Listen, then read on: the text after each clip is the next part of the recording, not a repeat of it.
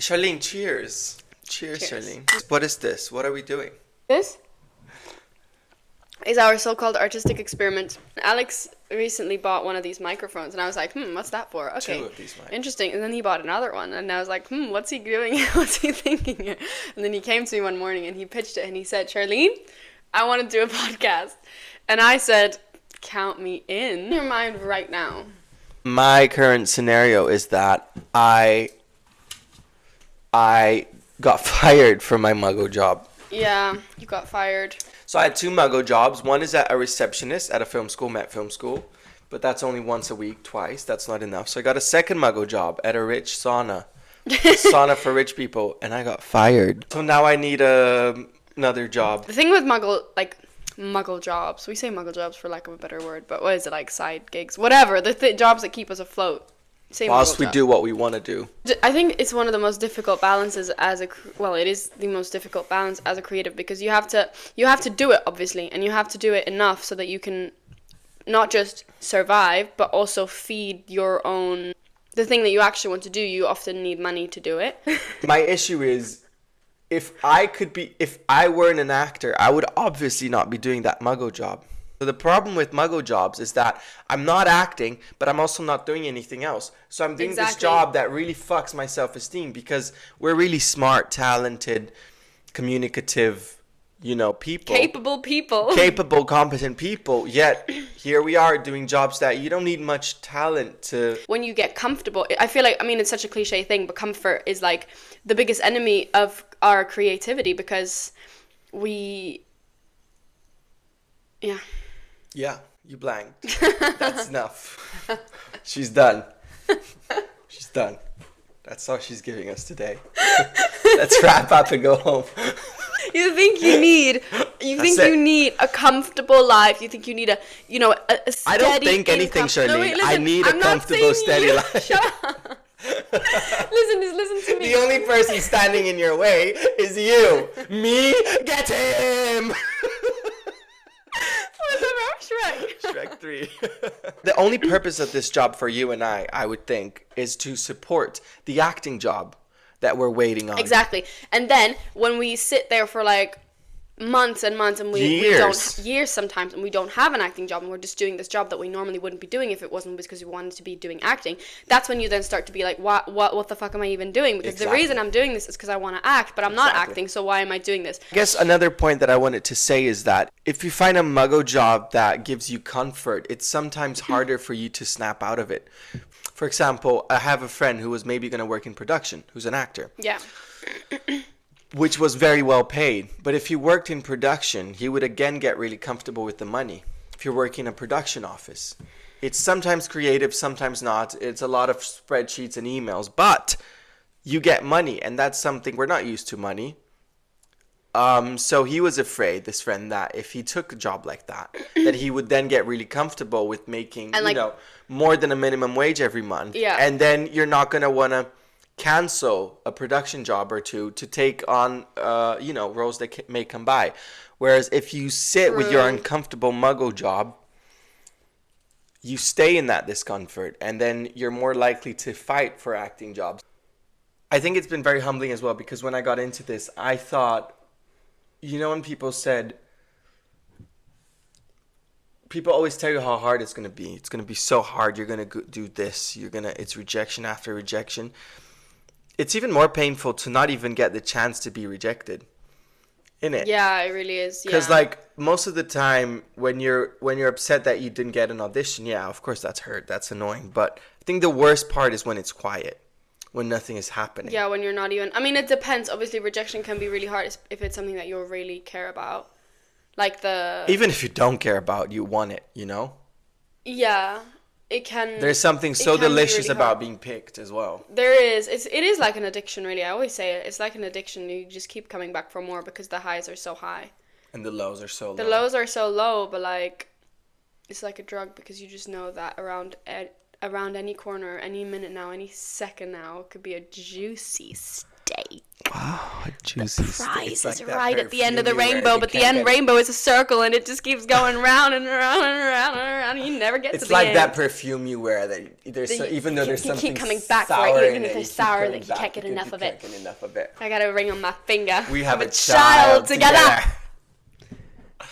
No, what I was saying is pre-attention deficit disorder crisis is I've been so incredibly humbled lately because when I got into this thing, everybody says, oh, it's going to be so hard.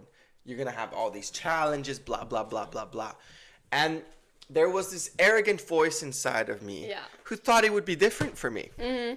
I'm not going to have to fight for it. I think a lot of people who start acting if you're a thespian, are you an actor? Do you relate to this? When they said it's going to be so hard, I thought... You're like, yeah, but not for me. For these losers, sure, it's going to be hard for me, but have you seen how I act out there? Have you seen how I am? I'm so special. I'm so different. Watch me nail it. And then I got fucked up the ass like everybody else told me I would. And that was incredibly humbling. So, and the thing is that what I want to develop now is I want my life outside of acting to be so interesting that I'm happy regardless if acting is there or not. And I don't want my self-worth to be defined by whether I'm booking jobs or not. Because what's happening to me is I'm on a high when I'm booking. I'm on a high when I'm auditioning. I'm on a high when I'm getting positive feedback. And I'm on a low when I'm not. And by the look of Charlene's face, she is too. And you can't see her on my frame, but her face was like this. She seemed upset. I think I triggered something. And it's really bad because imagine if at 18, 19, 20, we did make it, very, very big. At any point in time, that will be taken away from you because you can't sustain it. No one can sustain it. Not even fucking Timothée Chalamet can sustain it. And even if it's sustained on the outside, like because some people's careers, they don't necessarily crash. So, they have a steady career.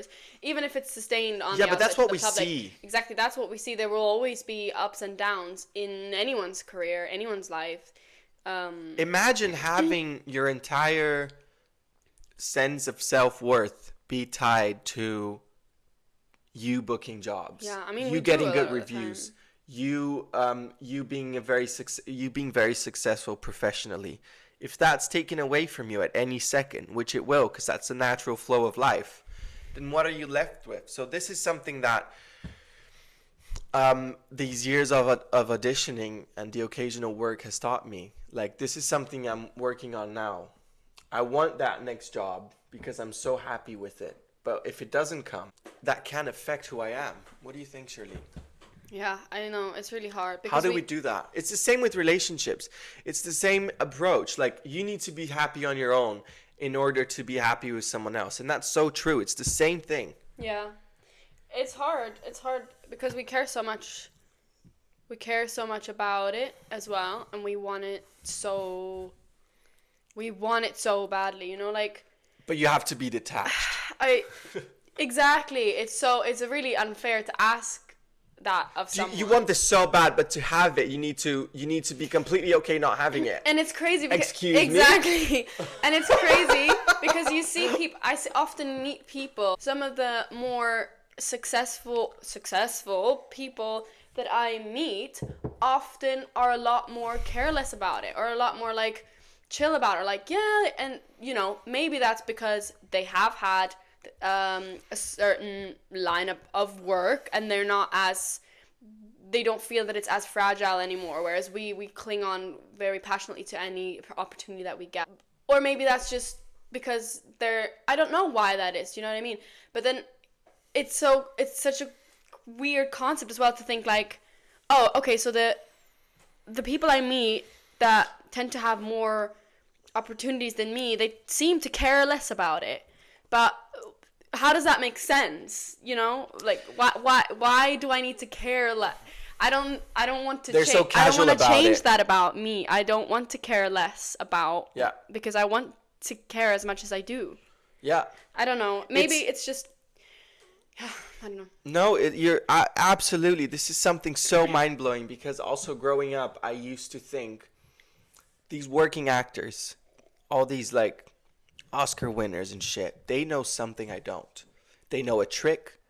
They've healed. They're more wholesome. They're more perfect. So it's gradual. The better of a person you are, the more you know, the more techniques, the better of an artist you are. Life is very fair, but it doesn't work like that. In fact, a lot of people working don't know what they're doing. Yeah. I thought they must be more confident. They must be better. And it just doesn't work like that. No, not at all. I used to think there's a rule, there's a formula, and there isn't. There isn't. I used to think, do this, call that. What's the trick? What am I not getting? What do they know that I don't? And I don't think there is anything. No. Also, there's something about people who are constantly working is exactly what you said. They seem so, it's so normal to them. Maybe it's something they're putting on. Exactly. Because it becomes normal. Yeah, or it's something they put on. Maybe that it becomes normal because they're used to the work offers coming in now. Or I don't know if that was always their attitude. I don't know. But it's funny, sometimes when people don't want it so bad, it becomes a more normalized thing. But for us, because it seems so far away, we naturally make it more hard for ourselves. Potentially, yeah, potentially. But also, do you think that people feel that way about you when they meet you on set? Do you think when they see you on set, you seem casual about it? I think they do. Because that's the thing. But I'm not casual. My mind is going. So maybe that's it then. Maybe no one's actually casual about it. Maybe it's just the face people put on, and we just. I love it when people are casual. I hate it when you go on set and you can see that people are being actors. You know, like. Do you know this attitude you mean when actors go on set and you're like, so they're checking you out and they're like, who's your agent? Oh, that's. How did you get this job? But see, that's the people. What have you been in? Are you a threat to me? That's the people who do feel insecure about their position, though. The question I wanted to ask you is what. Enough. Enough questions. Have you ever had those dreams where Okay, say you're number one on the call. I just can't. I know the. On my chair. Stop it. I can't do it. I can't be detached. I want it. Let's manifest it for a second, alright? Oh my God, that candle could be our ritual. At the end of every session, we blow it and make a wish. I think I kind of know the answer to this question, but I want to ask you. Yeah, go on. I'm number one on the call sheet. Yeah, how does that go again? Please say it once again. With feeling. Wait. And look at me whilst you do it. Wait. You're number one on the call sheet. No, Alex, you are. Wait, look at me. You're number one on the call sheet. Really? You are. I am? You are. No, you are. No, you're getting picked up tomorrow. What time? 6 a.m. Okay, I'll do it. Yeah? I'll do it. Okay. I need to cancel on him. Again, now I'll do you, Charlene. Yeah. You're number one on the call sheet. Say it again. You're number one on the call sheet. Yeah, I can feel it. The AD just texted me to let you know. Mm-hmm. You're getting picked up tomorrow. Mm-hmm. Do you know what time? No. 4 a.m. That's okay. It's okay. I'll be up at 2. Okay. I won't even go to bed. No. I'll be learning my lines. Stay up. Oh my God, we should do this. Okay. Yeah. Where were we? No, that's great. Actually, that felt really good. That felt really good, right? Now, my question was, you're number one on the call sheet. But it's a big budget production. Okay. Very serious. Netflix, HBO, you name it. God. Amazon Prime, I don't care. Oh, okay. Whatever it is. Very serious. What kind of person do you want to be to the people around you? How do you welcome the Schneeblies? Oh my God. What person do you want to be on set? You're number one on the call sheet. You're leading this you're there every single day, 265 shooting days, and you're going to be there from morning till night. Listen, not to be arrogant, but not to be like show-offy, but I'm so nice to people. I would be so nice. If I'm that's a promise I made with myself. I know you would. When I'm up late at night and I go, God, please give me acting job. Please give me the acting career. I promise I'll never lose track of my values. I'll never take my power, my voice for granted. I'll never abuse of other people. I want to make everyone on set feel big. And partly because that's something I believe in. Because I don't believe in abuse of power. Sorry, Charlene. And I don't. And maybe. He says as he interrupts me. But I do not believe in that. And also partly for selfish reasons. It's because I worked all these jobs. I worked as the runner. I worked as the gaffer. I worked as the guy who cleans your shit when the actress, takes a shit on the carpet floor. The runner has to go in and do it. So it's a very humbling thing, but it's because I believe in a world where everyone is equal. And I would want to make everyone feel big. I don't believe in this, don't talk to me. Don't talk to me, I'm working. Oh my God, we knew someone like that. And I dated someone. That'll be another conversation. That's a whole thing.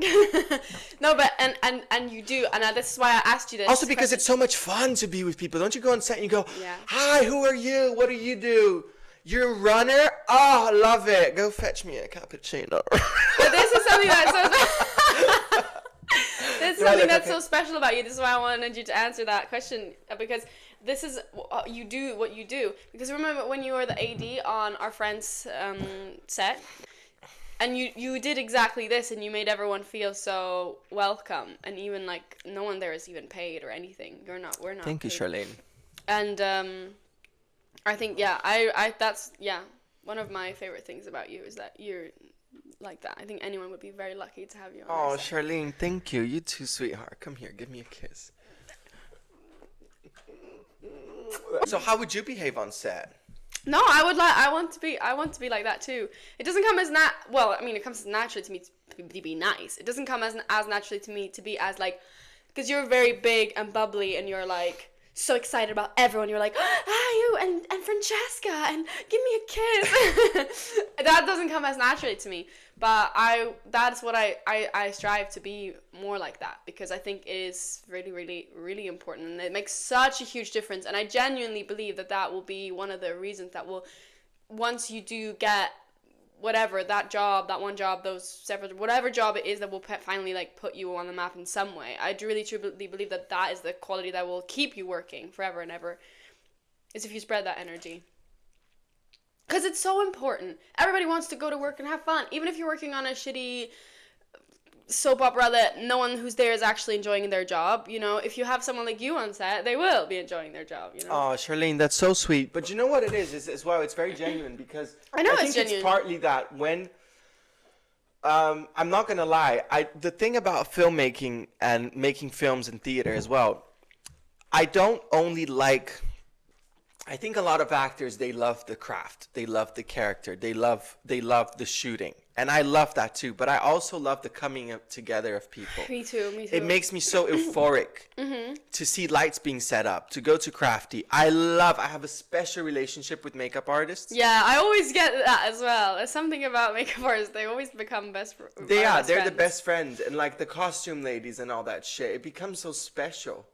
I think because they work really closely to you, and they're often women. Not always, but they're often women, and they work very closely with you. And you feel so pampered in a makeup chair, don't you? Yeah. You feel so loved, and they touch your skin like that, and they say, let's hide those eye bags, honey. And I say, do it, love. And they're always on your side. Well, at least in my experience. Yeah. But the one thing isn't it crazy though as well? I think that's partly why I love what we do, is because at the end of the place, we love stories. The end of which place? Did I say the end of the place? We love stories. So isn't it fascinating to go somewhere and be like, whoa, who, how, what's your story? What brought you here? That's why I get so angry at men when they don't ask any questions. I hate men. And when they're just not interested. You're only as interesting as you are interested. Have you heard that? I love that. I've heard that many times. Say it again. I've heard that many times. Say it again for the boys! I've heard that many times in regards to acting, like when you're acting, that you need to be interested in the other person, or obviously, but I think it's true for life in general. Wow. You're only as interesting as you are interested. And again, for good luck, a third time. I'll say it with passion this time. You're only as interesting as you are interested. Wow. That is true. And you are very interested. Thank you, Charlene. Which makes you a very interesting too. person. But isn't it crazy that you bump into people that they have no questions? They're not curious. Really they're not fascinated. You go see the, Big Ben or whatever, and they're like, Oh, yeah. Isn't it so annoying, people who are just indifferent to life? Oh my God, this film, it's about this, and then this happened. Wow, how come? What was the budget? What was it like? How did they treat you? How did you feel? What were the questions? What were their star signs? There's so many questions. But then people, it's like they don't even care. They're just like, okay. Yeah. Men, ask questions. When you go on a date with someone, she will say, oh, so what do you do? And then you answer, I do, spreadsheets. Wow, exciting. That's when you ask a question back. What do you do? And then you listen. Wow, tell me, what did you do this? Tell me about your family. Tell me about what you like to do. And then you listen. Yeah. It's not that hard, is it? For you, it seems very hard. Try just to show them how hard it is. Just a little bit. Just like that much. Try just a little bit harder. So what else is on your mind, on your chest, on your heart? We talked about... So I love the purpose of this podcast. You know why? Why? This is something that's on my mind because my goals for New Year's is usually something external, like... Yeah. I hope I get a role this year. Mm-hmm. Last year, my goal was to get one feature, one commercial, one play, for example. Didn't get half of that, but hey. I didn't make a goal list this year. I just said I want to start a podcast. January, did that already. Might as well jump into the next year. And I want to shoot the film that I wrote. Oh, the violin. The violin one. Because both things are things that I can do. Exactly. You know what? This is great creative point. Without someone giving me the permission. This is really good. Creative. Yeah, I feel similarly because last year I also wrote a list of all these things that I wanted from like external things. I don't think any of them came through, honestly. Yeah, same. Had a tough year last year. It's a tough girl. And this year I started out by reading The Artist's Way, and one of the first things I wrote, I remember one of the things I wrote on, those 5 different lives and what you would do if you had 5 lifetimes.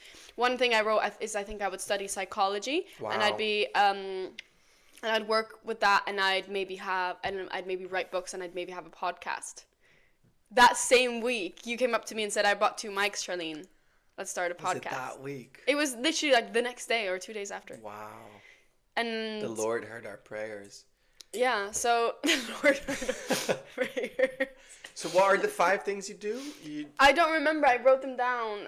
One was... Explain the exercise. So the exercise is like, basically, it's a book that is meant to like kickstart your creativity or like basically remotivate you to be creative again. And it gives you different exercises. And one of the exercises in week 1 was to imagine that you have, because we limit ourselves, right? Yeah. We think we're too old, we don't have time to do this, we should have started years ago, we're going to be this and this age by the time we're actually good at the thing we want to do, blah blah blah. So it was like, imagine you have 5 lifetimes. If you had 5 different lifetimes, what would you do in those lifetimes? And then see if one of these things you can actually, if 1 or 2 for this week you can actually involve or like bring into your So what life. Are your 5 lifetimes? And one of them was, and then one was I would just be a mom. Wow, you'd be a mom. I'd live in the woods and I'd be a mom.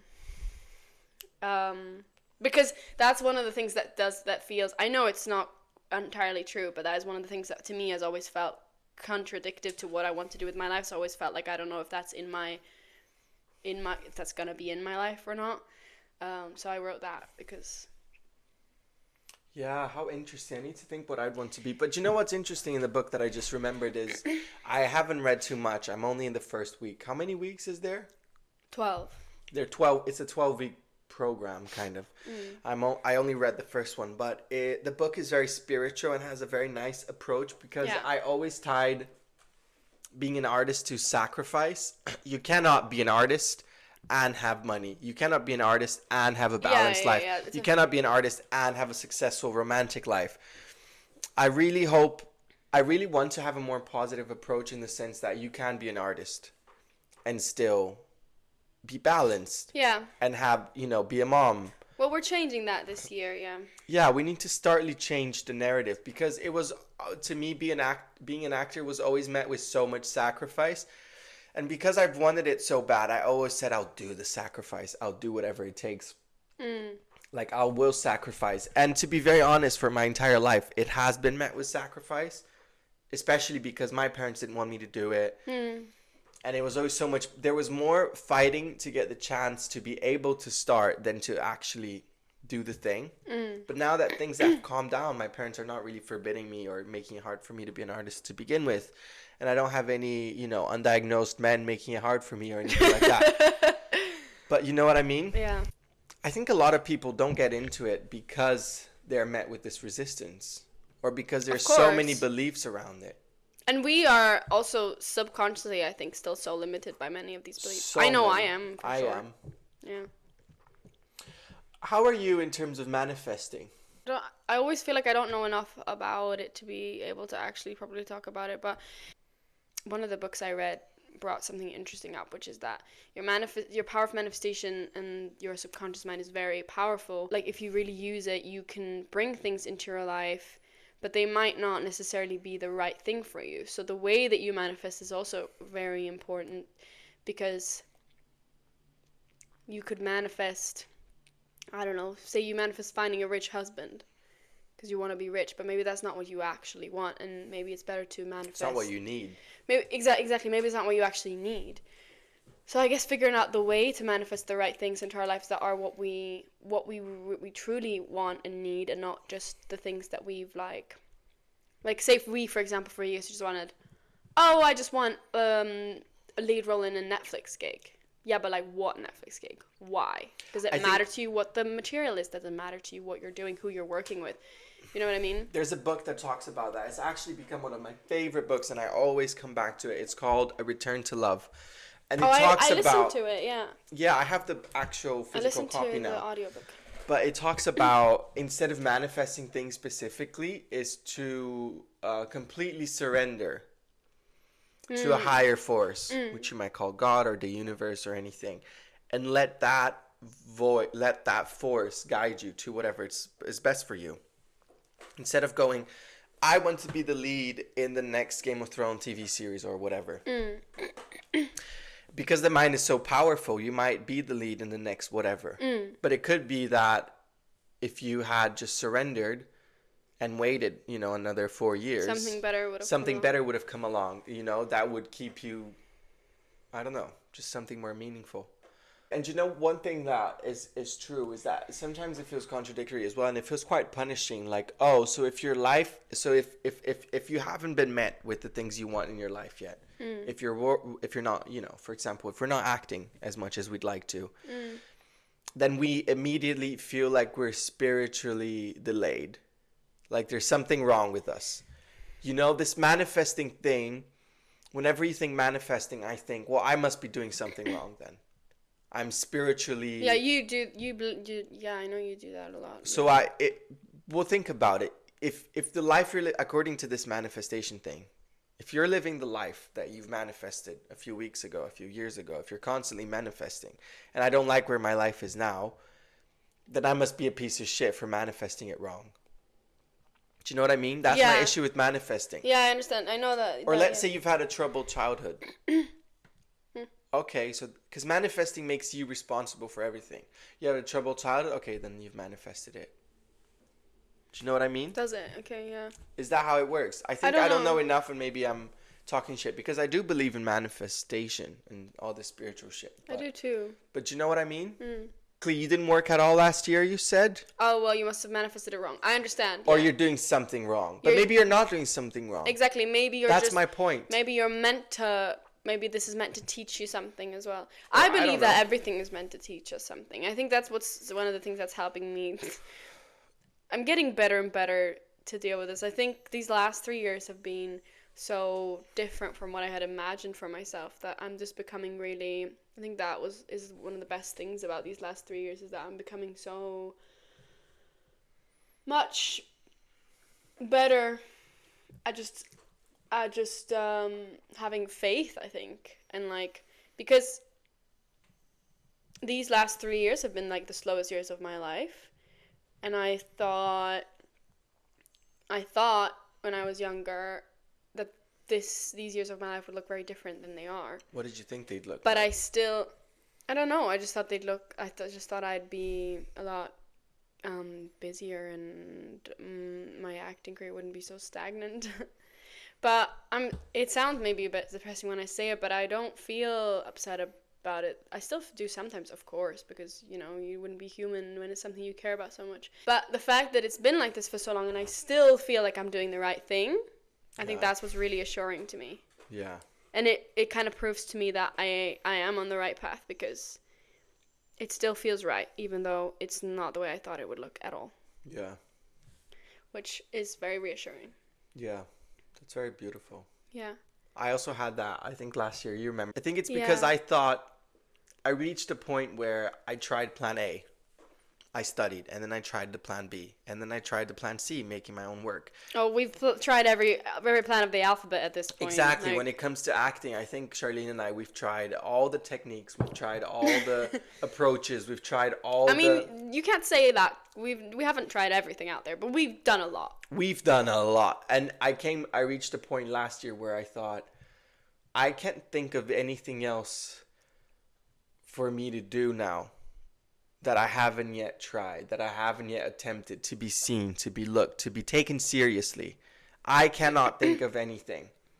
But there are still like things. In the sense that I've made my own scripts, I've won awards, I have a respectful enough of a CV. I've done this, I've done shorts, I've done features. Why is shit still not picking up? What is it? I've got the new headshots, I've got this, I've got the show. You got the agent, I got the good agent, I got this, I got that. I reached a point where I ticked every single box, and everything was still felt so stagnant, and I was still not where I wanted to be, or at least I still was working a fucking muggle job, and I didn't have money as well. That's the thing, been broke all the time. So that was really humbling, and then that was a time where I took to myself and I thought, do I still want to do this? And again, I came back to the answer of yes, I still want to do this.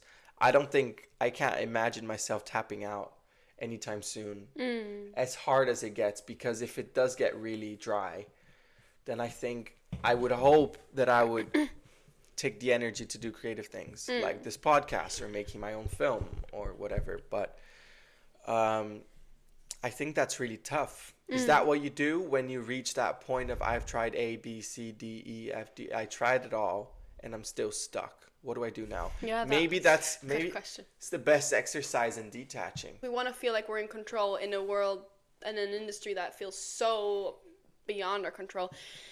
But it could be, if you choose to see it that way, it could also be take some weight off our shoulders, because in a way it's not up to us. You know, there's things we can do, and there are things that are in our power, and it's not an excuse to then be lazy and sit on the couch and say, well, it doesn't matter what I do. I've tried, and they hate me.